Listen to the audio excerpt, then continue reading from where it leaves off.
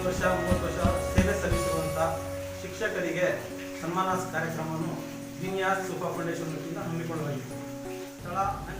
इल्म की अहमियत पर लम्हा फिक्रिया तलबा की रहनुमाई के लिए सरगर्म अमल होने की मुखलिसाना अपील को लेकर कोलार शहर दीनियात सुफा फाउंडेशन के रहबरान अब्दुल रशीद, खिजर अहमद, मुजीब पाशा इनकी पूरी टीम ने सदाए हिंद उर्दू से बात करते हुए मौजूदा सूरत हालात को मद्देनजर रखते हुए बताया कि मुस्लिम बच्चों में रियासती ज़बान के साथ हर लाइन से इल्मी सलाहियत रखना बहुत ज़रूरी है।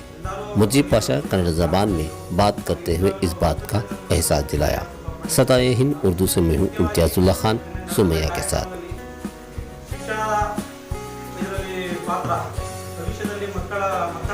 ಶಿಕ್ಷಣದ ಪಾತ್ರದ ಬಗ್ಗೆ ತುಂಬಾ ಒಂದು ಭಾಷಣ, ತುಂಬಾ ಉತ್ತಮವಾದ ಭಾಷಣಗಳು ಮೂಡಿಬಂತು. ನಮ್ಮ ದೀನಿಯಾತ್ ಸುಫಾ ಫೌಂಡೇಶನ್ ಸಂಸ್ಥಾಪಕರಾದಂಥ ಹೊಸಕೋಟೆ ಮುಜಮ್ಮಿಲ್ ಸರ್ ಅವರು ತಮ್ಮ ಭಾಷಣದಲ್ಲಿ ಕೆಲವೊಂದು ಮಾತುಗಳನ್ನ ತುಂಬಾ ಒಳ್ಳೆಯ ಮಾತುಗಳನ್ನ ಪ್ರಸ್ತಾಪಿಸಿಕೊಂಡು ಬಂದರು. ಅದರಲ್ಲಿ ಶಿಕ್ಷಣದಲ್ಲಿ ಮಕ್ಕಳ ಹೆತ್ತವರ ಪಾತ್ರ, ಯಾವ ರೀತಿ ತರಬೇತಿ ಮಾಡಬೇಕು ಮಕ್ಕಳಿಗೆ, ಶಿಕ್ಷಣ, ಶಿಸ್ತು, ಆಹಾರ ಪದ್ಧತಿ, ಆಧುನಿಕ ಯುಗದಲ್ಲಿ ನಮ್ಮ ಶಿಕ್ಷಣ ಹೇಗಿರಬೇಕು, ಸ್ಪರ್ಧಾತ್ಮಕ ಯುಗದಲ್ಲಿ ನಾವು ಯಾವ ರೀತಿ ಮುಂದೆ ಭವಿಷ್ಯದಲ್ಲಿ ಪ್ರಾಪಂಚಿಕ ಶಿಕ್ಷಣವನ್ನು ಯಾವ ರೀತಿ ಪಡೆಯಬೇಕು ಅನ್ನೋದರ ಬಗ್ಗೆ ಒಂದು ಬೆಳಕನ್ನು ಚೆಲ್ಲಲಾಯಿತು.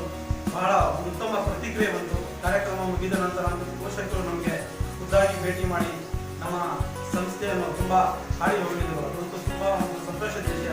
ಬಹುಶಃ ನೀವು ನೋಡಿರ್ಬೋದು, ನಮ್ಮ ಸಮಾಜದಲ್ಲಿ ಅನೇಕ ಸರ್ಕಾರಗಳು ಬಂದು ಹೋಗಿರ್ಬೋದು, ಎಷ್ಟೋ ಸಮಿತಿಗಳು ರಚನೆ ಆಯಿತು.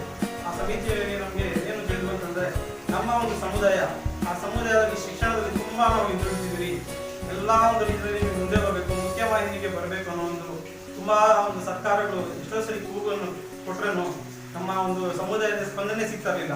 ಹಿಂದಿನ ಕಾಲದಲ್ಲಿ ತುಂಬ ನೀವು ಎಲ್ಲ ಪೋಷಕರು ಇದ್ರು ಅಲ್ಲಿ, ಅವಾಗ ತುಂಬ ಕಷ್ಟಗಳಿತ್ತು. ಈಗಿನ ನಾವು ಕಾಲದ ಯುಗದಲ್ಲಿ ನೋಡಿದ್ರೆ ಈಗಿನ ಮಕ್ಕಳಿಗೆ ಅಷ್ಟು ಕಷ್ಟಗಳಿಲ್ಲ. ಯಾಕಂದ್ರೆ ಅವ್ರಿಗೆ ತಂದೆ ತಾಯಿ ಏನು ಬೇಕಲ್ಲ ಅದನ್ನ ಅನುಕೂಲಗಳನ್ನು ಮಾಡ್ಕೊಡ್ತಾರೆ. ನಮ್ಮ ಒಂದು ಗುರಿ ಏನಿತ್ತಂದ್ರೆ, ನಾವು ನೋಡಿರ್ಬೋದು, ಇವಾಗಲೂ ನಾವು ನಾವು ಒಂದು ಬ್ಯಾಂಕಲ್ಲಿ ಹೋಗ್ತೀವಿ, ಅಲ್ಲಿ ಪೋಷಕರಿಗೆ ಎಷ್ಟೋ ಒಂದು ಕೂಲಿ ಕಾರ್ಮಿಕ ವರ್ಗ ಇರ್ತದೆ.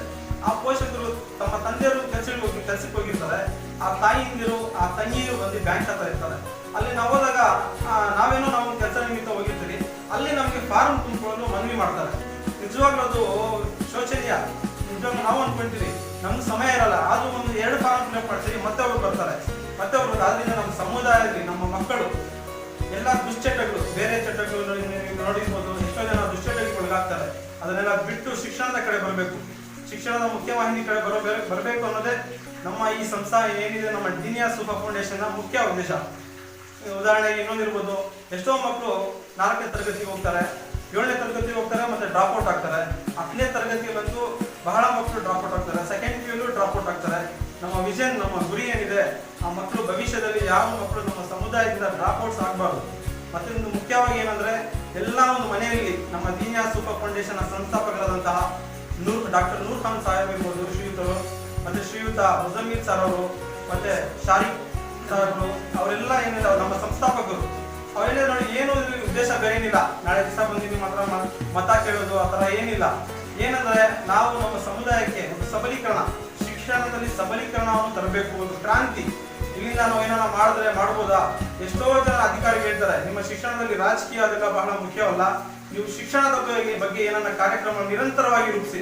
ಯಾವಾಗ ನಾವು ವರ್ಷಕ್ಕೊಂದ್ಸರಿ ಮಾಡೋದು, ಯಾವುದೋ ಒಂದು ಸಂಘ ಸಂಸ್ಥೆ ಮಾಡೋದು ಆ ರೀತಿ ಇಲ್ಲ, ನಿರಂತರವಾದ ಕಾರ್ಯಕ್ರಮಗಳು ನಮ್ಮ ಸಮುದಾಯದಲ್ಲಿ ಶಿಕ್ಷಣದ ಬಗ್ಗೆ ಆಗ್ತಾ ಇರೋದು.